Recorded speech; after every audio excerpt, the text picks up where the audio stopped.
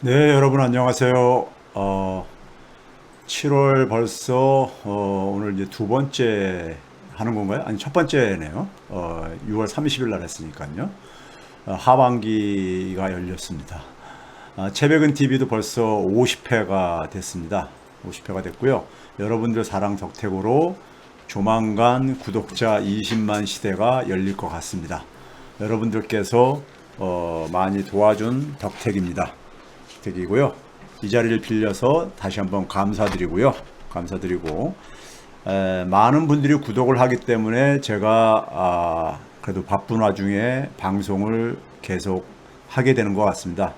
그렇지 않으면 아마 벌써 포기를 하고 접었을 것입니다. 저는 어, 아, 아무래도 제한된 시간 속에서 좀 필요한 곳에다가 시간을 배분을 하고 싶기 때문에요. 자, 오늘 제가 준비한 내용이 좀 많습니다. 많아서 좀 걱정인데요. 평상시에도 좀 이제 시간이 길어지고 그러는데 오늘은 준비한 내용까지 좀 많아요. 제가 어저께 충청도 당진에, 충남 당진에 가서 강연을 하고 밤 12시 좀 넘어서 집에 귀가를 하고선요. 또 오늘도 아침부터 지금 다스베이다 지금 촬영하고선 지금 들어왔습니다. 온 길이기 때문에 좀 피로가 좀 누적돼서 얼굴이 좀 피곤해 보여도 좀 양해를 부탁드리도록 하겠습니다. 그리고 제 건강을 걱정해 주시는 분은 감사한데요. 제가 잘 챙기도록 하겠습니다. 그러면 시작하도록 하겠습니다. 첫 번째는요. 오늘 이제 자산 시장, 우리나라 부동산 시장을 얘기하기 위해서 미국과 일본의 경험, 사례를 좀 먼저 좀 소개를 해야 되는데 그 전에 우리가 지난주 2일 날, 그러니까 7월 2일 날 웅쿠타드, 이게 뭐 발음하다 보면 웅쿠타트가 이렇게 되오는데 강하게요. 웅쿠타드. 유엔 무역 개발 회의죠. 유엔 총회 산하에 있는 직속 기구지요. 유엔 기구입니다. 그러니까요. 여기에 이제 그러니까 우리가 한국 지위가 선진국으로 변경됐다는 뉴스가 나왔고, 제가 뉴스 공장에서 간단하게 해설도 했고, 근데 자세하게 할 시간이 부족하다 보니까는 충분히 못 다뤘는데, 이게 굉장히 중요한 의미를 갖고 있습니다. 그래서 잠깐 좀 언급을 하고 오늘 이제 그러니까 중심 주제로 좀 들어가도록 하겠습니다. 이 웅쿠타트가 중요한 이유는 자 먼저 이제 그러니까 우리가 내용부터요. 내용부터 보게 되면은 웅쿠타트의 회원 수가 한 195개 국가 정도 됩니다. 근데 그 중에 이 195개 국가를 지역별로 나눠가지고 A, B, C, D로 나눴는데 B 그룹이 여기 리스트 B라고 나와 있죠. B 그룹이 소위 말하는 선진국 그룹이라고 얘기하는 것이고 A 그룹이 제일 많습니다. 아시아와 아프리카의 소위 이제 개도국들을 이제 그러니까는 포괄하고 있고 C 그룹은 중남미 그룹이고요. 중남미 개도국들. 그 다음에 이제 D 그룹은 과거에 이제 그러니까 우리가 동구권 국가들 이렇게 소위 체제 이행 국가들이라고도 표현도 하고 그러죠. 근데 이 B 그룹에 이제 선진 국가들이 모여 있는데 우리가 이제 일로 이동함으로써 32개 국가가 됐는데요. 여기 제가 빨간색으로 표시한 게 뭐냐면은 한 10개 국가 정도는 굉장히 어떻게 보게 되면은 인구도 작고 나라 사이즈도 작은 나라입니다. 뭐 안도라 나라 이름으로 들어보지 못하신 분들 많을 거예요. 그다음에 홀리시는 이게 교황청 저기 국가입니다. 교황청도 하나의 국가로 돼 있기 때문에 산 마리노 뭐 이런 국가들 그러니까 사실은 지금 이 빨간 박스로 해놓은 국가들은 인구도 굉장히 작고요. 그리고 영토도 작다 보니까는 사실상 그러니까 우리가 흔히 말하는 뭐 선진국이라고 부르기에는 좀 약간 그런 점이 있습니다.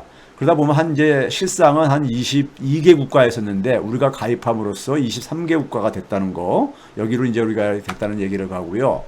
근데 여기 이게 이제 그러니까 우리가 갑자기 웅쿠타트에서 선진국으로 우리가 지위가 변경된 게 갑자기 이게 튀어나온 게 아닙니다. 갑자기 튀어나온 게 아니에요. 여기에 이제 그러니까 7월 2일 날 이사해서 만장일치로 이제 이게 만장일치로 승인이 됐는데 사실 우리나라가 먼저 요청을 했어요. 우리나라가 선진국으로 이 지위를 변경하겠다고. 그리고 그거를 이제 동의를 해줘야 돼요.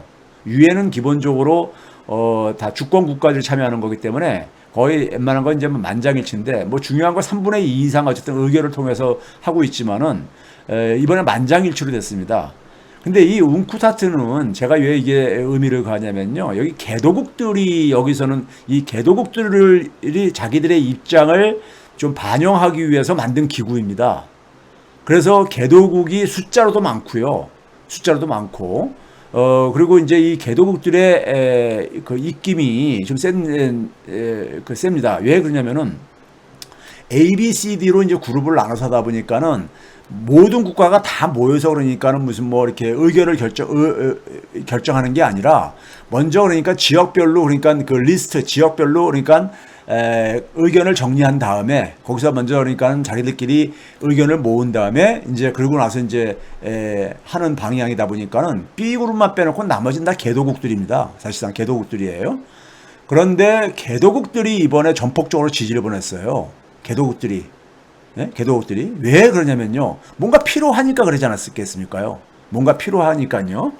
그러면 그동안에 우리가 예를 들어서 한미 정상회담에서 우리가 그 한미 관계가 과거의 수직적인 관계에서 소위 파트너십 관계로 호혜적인 관계로 바뀌었다는 얘기를 제가 했었잖아요. 그리고 G7 초청받아서 소위 유럽의 중심 국가들이 서로가 그러니까는 한국한테 손을 내밀고 파트너가 되달라고 이렇게 하는 걸 우리가 이제 얘기를 했잖아요. 근데 그것들은 되게 선진 국가들이 되게 이제 우리한테 손을 내밀고 했던 겁니다. 근데 이번에 이제 개도국들에서 우리한테 손을 내밀고 우리를 지지를 하고 있는 모양새입니다. 먼저 이제 웅쿠타트를 좀 이제 그러니까 우리가 이해할 필요가 있어요. 웅쿠타트에 대해서 그러니까는 많은 사람들이 별로 이제 관심을 가질 만한 어떤 주제가 아니다 보니까 잘 모르실 텐데요. 2차 세계대전 이후에 세계 질서는요 미국이 주도를 하죠. 미국은 자신들의 막강한 경제력에 기초를 해가지고 세계를 그러니까는 세계 질서를 자기가 주도를 하기 위해서 경제 통합을 추진합니다. 당시만 하더라도 금융은 그러니까 서로가 금융은 통제를 하고 있었어요. 미국조차도요. 그러다 보니까는 무역 중심으로 그러니까 경제 통합을 그러니까 우리가 추진을 합니다.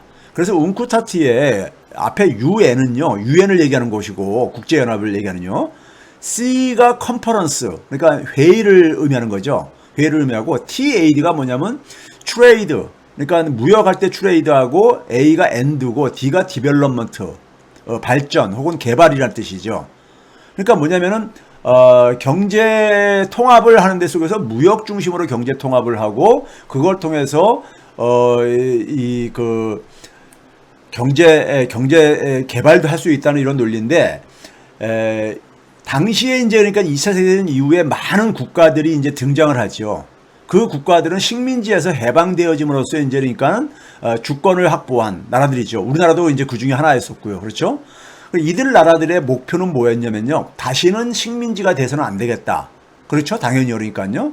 그 다음에 또 하나는 뭐냐면은 2차 세계대전 이후에는 그러니까는 강대국들이 되게 동서진영으로 나눠지잖아요.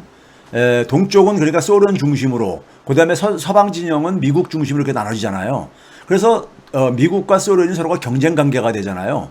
그래서 잘못하면은 그러니까 또 미국과 소련의 서로 이 갈등이라든가 경쟁 속에서 잘못하면 자신들이 희생을 당할 수가 있을 것이다. 당하겠다 하는 이러한 것 때문에 탈식민 입장과 탈냉전, 탈식민이라는 것은 자립을 얘기하는 거잖아요. 자립, 독립 이걸 얘기하는 거잖아요. 그래서 그렇게 되기 위해서는 경제가 발전을 시켜야 되겠다 이겁니다. 그러면서 양쪽 진영과는 좀 거리를 두겠다 이거죠. 그래가지고 자신들이 경제 발전을 하기 위해서는 그러니까 미국이 주도하는 경제 통합은 그냥 거기에 휩쓸리게 되게 되면은 경제적으로 종속된다 이거죠. 경제와 기술적으로 종속될 가능성이 크다 보니까는 자신들의 경제 발전에 도움되는 방식으로 경제 통합이 됐으면 좋겠다. 이걸 추진하기 위해서 선진국들이 좀 그런 걸 배려해주면 좋은데 알아서 안 하잖아요. 그러니까 개도국들이 같이 좀 힘을 모으자 해가지고 1950년대부터 이러한 움직임이 쭉 있었습니다. 그러다가 1964년에 유엔에다가 요구를 해요. 60년대 초부터 이제 요구를 해야 합니다.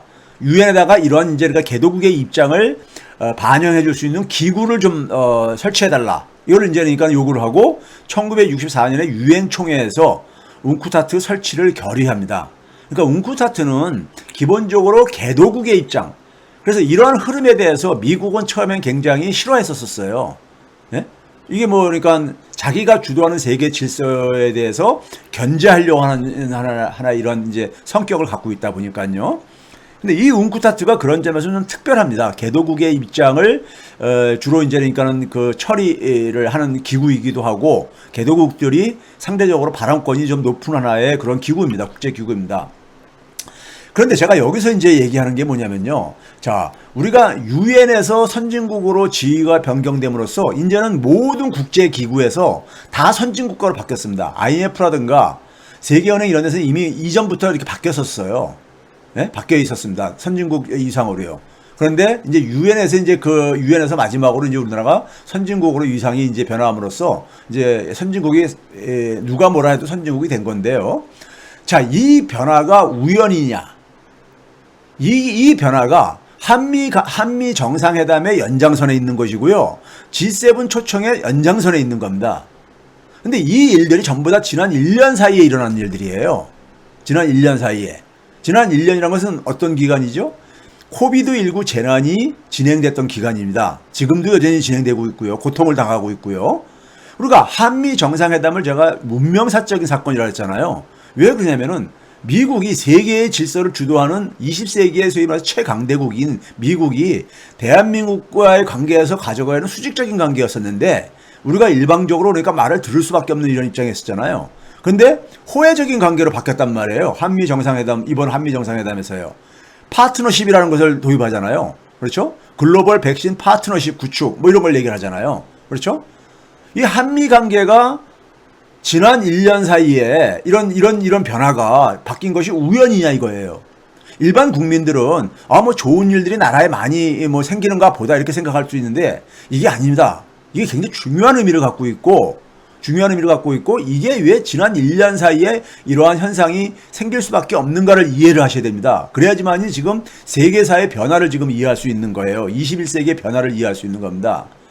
G7 초청받아서도 마찬가지로 주요 선진국가들이 일본을 빼고는 나머지 국가들이 다 한국하고 정상회담을 즉 손을 내밀었잖아요. 즉 뭐냐면 한국이 미국이나 주요 선진국들한테 필요로 하는 존재가 돼버린 거예요. 거기다가 오스트리아, 스페인, 네덜란드 정상회담 속에서도 마찬가지로 이게 스페인, 네덜란드도 G7은 아니지만은 소위 말해서 유럽의 핵심 국가지요. 과거 스페인이 그러니까는 그 대제국을 거느리고 그랬잖아요. 네덜란드도 한때 그러니까 해상을 지배했었고요. 잠시지만요. 네덜란드가 우리나라보다 수출이 지난해 더 많았었습니다. 그러니까 인구는 2천만 명도 채 안 되는 걸로 알고 있지만은 상당히 그러니까는 경제력이 강한 나라입니다. 근데 이들 나라들이 그러니까 대한민국한테 손을 내밀고 파트너를 이제 대달라는 겁니다. 전략적 파트너십을 이제 우리가 이렇게 하고 있잖아요. 그리고 웅쿠타트에서 우리가 선진국으로 이동한 것도 특히 개도국이 한국에 대해서 제가 개도국이 굉장히 중요한 역할을 한다 했잖아요. 웅쿠타트에서는 조종자 역할을 부탁했어요. 지금 뭐냐면 선진국들이 개도국의 입장을 잘 그러니까 이게 좀 충분히 배려를 안 해주는데 한국이 좀 가서 한국이 그 역할을 좀 해줬으면 좋겠다 이거죠. 또 하나는요. 올 상반기에 우리나라가 수출이 지금 폭발하고 있습니다. 폭발하고 있어요. 이렇게 쓰는 이유는 2018년도에 우리나라가 수출이 최고 기록을 세웠거든요. 1년 수출액이 6천억 달러가 유일하게 돌파한 해가 2018년이었습니다. 근데 2018년에 그런 수출 폭발은 반도체가 사실은 그러니까 대부분을 만들었어요. 반도체가 한 57%를 그러니까 만들었었습니다. 그런데 올해는 반도체는 한 16%뿐이 기여를 안 하고 있어요. 굉장히 다양한 상품에서 그러니까 수출이 그러니까 크게 증가하고 있어요. 이게 왜 그런 거냐면요. 한국 상품에 대한 선호도가 그만큼 증가한 게 아니겠어요? 예? 증가한 게 아니겠습니까? 그럼 한국 상품이 왜 갑자기 지난 1년 사이에 무슨 한국 상품이 갑자기 그러니까 무슨 대단하게 좋아졌냐 이거입니다. 그럴 리가 없잖아요. 그렇죠? 우리가 수출하는 상품들 한번 생각을 해보세요. 예? 스마트폰이 갑자기 무슨 지난 1년 사이에 크게 무슨 좋아졌습니까? 아니잖아요. 그렇죠? 그러면 왜 이렇게 됐냐면요. 우리가 과거에 메이드 인 USA, 우리가 좀 어렵게 살 때요. 메이드 인 USA, 메이드 인 저팬, 뭐 그다음에 우리가 뭐 프랑스 제품 뭐 이런 거 막 굉장히 선호하던 때가 있었잖아요. 그건 뭡니까요? 그 나라에 대한 신뢰. 그 나라에 대한 그러니까 우리가 신뢰해서 그런 상품들에 대해서도 우리가 굉장히 선호했던 거 아닙니까요? 지금 그게 대한민국이 그런 지금 경험을 하고 있는 겁니다. 경험을 하고 있는 거예요. 그럼 지난 1년 사이에 이러한 변화가 왜 갑자기 일어났냐 이거죠. 왜 갑자기 일어났냐 이거죠. 예? 그럼 지난 1년 사이에 대한민국이 객관적으로 그러니까 내놓고 자랑할 수 있는 건 뭐예요? 방역이잖아요. K방역이요. K방역이요. 여러분 K방역이 제가 흔히 이런 얘기를 하죠. 개방을 유지하면서 락다운을 안 하면서 소위 말해서 락다운을 안 하면서 방역도 잡고 락다운을 안 하다 보니까 경제도 그러니까 살리고 두 마리 토끼를 다 잡은 경우인데 이 K방역이 여러분 방역 역사에서 새로운 모델을 만든 거 여러분 아십니까? 지난해 2월 달에요. 우리나라 대구에서 신천지발 이 그 코로나 대확산이 있었잖아요. 예? 전 세계에서 그러니까 우리나라가 가장 심한 나라로 부상이 됐었잖아요. 지난 2월 때 3월 초까지요. 그때 막 1000명이 돌파하고 그랬잖아요. 그때 전문가들은 뭐라 했냐면요. 이거 이제 지역발 확산은 이거 이제 그러니까 거의 이제 그러니까 이거는 막기 어려운 상황이고 소위 말해서 그러니까 우리가 이제 이 중증으로 발전하는 건 맞고 예? 사망자를 최소화시키는 것 이런 쪽에다가 초점을 맞춰야 된다 이런 얘기 했었어요. 그런데 당시에 문재인 대통령이 아니다. 한 명이라도 그러니까 다 찾아내가지고 이거를 그러니까 추적해가지고 진단해가지고 치료하고 이걸 그러니까 포기할 수 없다 이런 걸 했잖아요. 당시에 4월 달에 총선이 있었잖아요. 일본 같은 경우는 어떻게 합니까? 올림픽을 앞두고 진단을 줄여가지고 확진자 숫자를 줄이고 그러잖아요. 그럼 우리나라도 이제 그러한 소위 말해서 소위 유혹에 빠질 수가 있었던 거예요. 정치인들이요. 그런데 문재인 대통령은 그런 성격이 못 됩니다. 그냥 원칙적으로 그분의 살아온 삶을 보게 되면요. 이분은 경륜이 있는 지도자예요. 경륜이라는 건 뭐냐면요. 단순하게 경험만 많다고 생기는 게 경험하고 경륜은 다른 말입니다. 경륜은 뭐냐면요. 우리가 사람이 살다 보면은 굉장히 어려운 일에도 직면할 수 있잖아요. 그 어려운 일에 직면했을 때 우리가 많은 사람들은 그냥 현실과 적당히 타협을 하려고 합니다. 근데 그 현실과 타협하다 보면은 나중에 후회하는 일이 많죠. 올바르지 않은 선택을 했기 때문에. 근데 그 어려운 상황 속에서도 그러니까는 옳은 것을 선택을 하고 원칙대로 이렇게 하게 되면요. 그 순간은 힘들지만은 시간 지나고 나면은 그것이 잘 선택한 거죠. 이런 삶을 살아오신 분들이 그러니까 얻어진 지혜가 바로 이제 경륜입니다. 경륜이라는 것은 그렇기 때문에 우리가 일반 사람들이 다 이렇게 나이가 먹었다고 해서 갖춰지는 게 아닙니다. 그 경륜 있는 지도자가 그러한 선택을 했고 거기에서 이제 그다음에 어떻게 했습니까? 우리가요. 대구 사태가 났을 때 전 국민이 같이 그러니까 뭐냐면 대구 문제를 자기 문제처럼 생각을 해가지고 대구 힘내라 막 그 당시 우리가 막 그런 운동을 펼쳤잖아요. 그리고 대구에다가 물품도 보내고 마스크도 보내고 그다음에 의료진들이 대구에 그러니까 자발적으로 거기에 지원하러 내려가고 막 그랬잖아요. 그 결과로 이 확산을 막았잖아요. 서양에서는 지금 영국도 지금 봐보세요. 영국도 어떻게 합니까요? 영국은 지금 그러니까는 백신 접종률이 굉장히 높아서 마스크를 벗었다가 지금 델타 변이 바이러스가 확산되면서 2만 명이 넘고 막 그러다 보니까는 이제는 더 이상 다시 그러니까 옛날처럼 돌아갈 수가 없다 해가지고 돌아갈 수가 없다. 백신을 많이 맞았기 때문에 사망률은 많이 줄어들기 때문에 그냥 독감처럼 생각하고 살겠다. 이렇게 하고 있잖아요. 그게 전통적인 그러니까는 그 방역에 있어서 전통적인 입장입니다. 근데 이 새로운 모델을 만든 거예요. 새로운 모델을요. K방역은요. 기존의 교과서에 없는 방역 모델을 만든 겁니다. 방역 모델을. 근데 이 방역이 성공하려면요. 지도자의 그러한 판단도 중요하지만은 가장 중요한 게 뭡니까? 저는요. 전 국민들이 협조를 해줘야 됩니다. 코로나는 감염 확산 속도가 빠르기 때문에 국민들 개개인이 그러니까 협조를 안 해주게 되면은 이건 성공할 수가 없어요. 그렇죠? 그러니까 전 국민들이 마스크 쓰고 거리두기 하고 모임을 그러니까 자제하고 이런 것들이 있어야만 가능한 거거든요. 그렇죠? 그런 결과가 K방역입니다. 그래서 K 방역의 1등 공신은 대한민국 국민입니다. 특히 촛불 시민이죠. 촛불 시민과 불가분의 관계가 있는 게 바로 뭐냐면 K 민주주의입니다. K 민주주의요. 그렇죠? 우리가 지난 40년 동안에 광주 민주화 운동부터 2016년도에 박근혜 탄핵까지 이어오면서 그 많은 사람들을 희생시키면서 그러니까 대한민국의 민주주의를 만들어냈죠. 세계에 자랑할 수 있는요. 지난 20년 동안에 그러니까 우리가 민주주의가 유일하게 발전한 나라가 대한민국이란 말이에요. 예? 그 주역이 촛불 시민이고요. 그렇죠? 그래서 제가 평상시에 대한민국의 최고의 자산이 촛불 시민이다. 예? 그리고 다음 이제 민주정부를 만들어낼 수 있는 힘도 결국 촛불 시민에 달려있다. 제가 이런 얘기 하는 게 이게 그냥 여러분들한테 그냥 사기 진작하게 하는 얘기가 아니에요. 이건 제가 학자로서 사회과학을 연구하는 학자로서 제가 이건 당당하게 얘기하는 겁니다. 그러면 이런 결과를 대통령이 어저께 국무회의에서 이런 얘기했습니다. 우리 국민들의 우수한 역량과 높은 공동체의식, 방역에 성공할 수 있었던 것은요. 우리 시민들의 높은 시민의식 때문이라고 해외에서 그렇게 보도를 했잖아요. 네? 보도를 했잖아요. 그렇죠? 이 공동체의식이 세계적인 모범 사례로 평가를 받고 했단 말이에요. 작년에 3월 달에 이렇게 통제가 되면서 대통령이 자신감이 생겨가지고 4월 달부터 뭐라고 합니까? 4월 달부터 국제 지원을 얘기를 합니다. 국제 지원을요. 예? 모두를 위한 자유를 얘기를 하고요. 예? 그래서 WHO라는 세계 보건기구에 초청받아가지고 이 연설도 이제 물론 이제 화상으로 했지만은 예? 그 초청 연설도 하고 그랬잖아요. 그래서 대통령께서는 국민들께서 피와 땀으로 이루은 자랑스러운 성과다.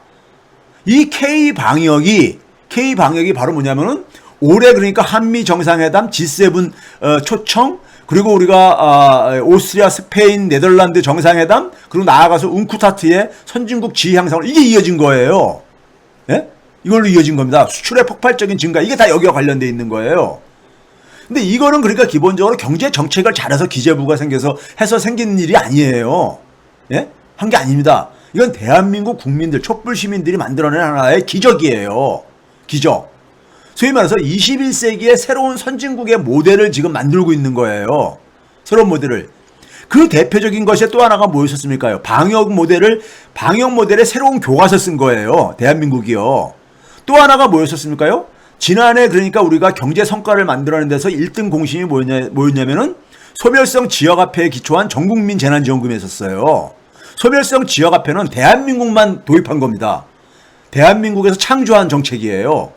미국이나 선진국가들은 그냥 현금으로 줬어요.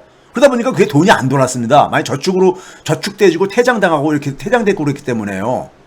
그러니까 지난해 우리나라가 코로나 방역 속에서 방역도 잡고 경제도 우리가 지켜야 되는데 거기에 필요한 두 가지 그러니까 새로운 모델을 만든 거예요.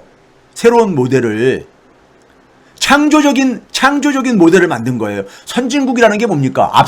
앞선자잖아요. 앞선자. 앞에 간다고 해가지고요. 진짜는 뭡니까? 나아갈 진짜잖아요. 앞으로 나아가는, 제일 앞에 나아가는 나라가 선진국이라는 뜻이잖아요. 예? 용어상으로요. 즉 21세기는 20세기의 선진국가들이 굉장히 무력감을 드러냈잖아요. 코로나 재난에서. 미국과 서유럽 국가들이 무력감을 드러냈잖아요. 그런데 대한민국이 그런 코로나 재난을 극복할 수 있는 방향을 제시한 거예요. 모델을요. 그러니까 21세기의 선진국이죠. 21세기 선진국인 거예요. 예?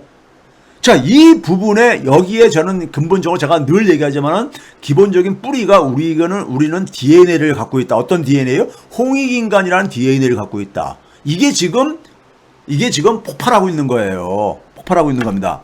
자, 그래서 웅쿠타트에서도 우리나라를 왜 개도국들이 전폭적으로 지지한지 아세요? 웅쿠타트 홈페이지에 가게 되면요. 거기 초기 화면에 걸려있는 게 이 내용입니다. 보고서가 나왔는데 지금 우리가 코로나 재난 상황 속에서 세계가 지금 여전히 그러니까 지금 고통을 당하고 있잖아요. 근데 특히 개도국들의 고통이 심합니다. 왜 그래요? 선진국가들은 백신 접종이 그래도 굉장히 많이 진척이 됐잖아요. 근데 개도국들은 백신 접종이 굉장히 낮아요. 일부 나라들은 1%뿐이 안 된 나라들도 있고요. 예? 그러다 보니까 개도국들이 경제적으로도 굉장히 피해가 큽니다. 개도국들 중에서는 그러니까 작은 나라들은 이 여행을 가지고 관광객들 가지고 그러니까 먹고 사는 나라도 꽤 있잖아요. 근데 관광 사업이 직격탄을 맞았잖아요. 코로나로 인해 가지고요. 예? 그런데 그게 특히 뭐냐면은 이 산업 구조나 경제 구조가 취약한 개도국들이 더 피해가 심할 수밖에 없지요. 그렇죠? 그런데 대한민국을 왜 보냈어요? 한국과 미국 사이에 이런 그러니까 전 세계 코로나 재난을 해결하기 위해서 한미 정상회담에서 뭘 구했습니까? 글로벌 백신 파트너십을 구축하자 했잖아요. 예? 미국이 우리한테 파트너 관계가 돼달라고 한 건 왜 그런 거예요? 이런 전 세계적인 문제를 해결할 책임을 갖고 있는 게 바로 누굽니까? 미국인 거예요. 근데 미국이 이걸 자기 혼자 힘으로 해결할 수가 없었던 거예요. 근데 문재인 대통령이 미국에 방문해가지고 예? 한국한테 좀 백신 좀 달라고 이렇게 얘기할 줄 알았는데 그런 얘기는 이런 방구도 안 하고 오히려 뭐라 하냐면 우리가 둘이 힘을 합해가지고 전 세계에 그러니까 백신을 공급하자. 예? 백신의 허브 역할을 하자. 이런 얘기를 한 거예요. 예? 그래서 글로벌 백신 파트너십 구축이라는 이런 합의가 이루어진 거 아니겠습니까? 그럼 앞으로 그러니까는 전 세계 백신 생산국이 한국이 된다는 얘기예요. 그러면 이 코로나가 언제 끝날지도 모르는데 개도국 입장 속에서 지금 가장 절실한 게 뭐겠습니까? 백신이잖아요. 그러니까 대한민국한테 잘 보여야 되죠. 대한민국이 생산을 하게 돼가지고 이걸 전 세계에다 배분할 게 아니겠습니까? 예? 이런 입장이다 보니까요. 그리고 문재인 대통령은 계속해서 뭐냐면 백신은 글로벌 공공재라고 얘기를 했단 말이에요. 이걸 한 국가가 독점하면 안 된다. 얼마나 좋고 이쁘겠어요. 대한민국 지도자가요. 서방 세계에 있는 그 나라들은 자기 자국의 입장만 챙기고 앉아 있는데, 예? 전 세계를 대상으로 해가지고 글로벌 공공재라고 백신은 이렇게 얘기를 하면서 국제적인 지원과 협력을 이렇게 얘기를 하니까는 많은 개도국 입장, 전 세계는 개도국이 대부분이란 말이에요. 개도국 입장 속에서 얼마나 그러니까 대한민국이 이쁘겠습니까? 예? 얼마나 대한민국이라는 나라가 매력적이겠어요. 예? 대한민국을 얼마나 존경하겠습니까? 그래서 개도국들이 이렇게 지원을 한 겁니다. 실질적으로 21세기에서 대한민국이 리더 역할을 하고 있다는 거죠. 예? 그래서 제가 뭐냐면 20세기에는 다른 그러니까는 선진국이 돼야 된다. 다른 선진국이 될 수 있다는 얘기를 제가 여러 번 했잖아요. 20세기는 뭐냐면 자국 이익 중심으로 그러니까는 리더십을 발휘하다 보니까는 힘을 가지고 되게 이제 그러니까 리더십을 발휘했잖아요. 군사력, 경제력을 가지고요. 근데 지금 21세기는 그런 힘이 요구되는 게 아니라 연대와 협력 이런 것들이죠. 예? 연대와 협력 이런 가치, 소프트 파워죠. 여기에 대한민국이 지금 방역의 새로운 모델을 만들고 경제도 가장 그러니까 우리가 이 타격이 적었잖아요. OECD에서 1등 했잖아요. 그러니까 개도국 입장에서 볼 때는 대한민국이 자신들의 그러니까 롤 모델이 될 수밖에 없는 거죠. 대한민국한테 손을 벌릴 수밖에 없잖아요. 대한민국이 지금 이렇게 변하고 있습니다. 이렇게 변화를 하는 데 속에서 주역이 누구냐? 촛불 시민이라는 얘기입니다. 예? 그래서 제가 촛불 시민이 대한민국의 가장 거대한 위대한 자산이라는 겁니다.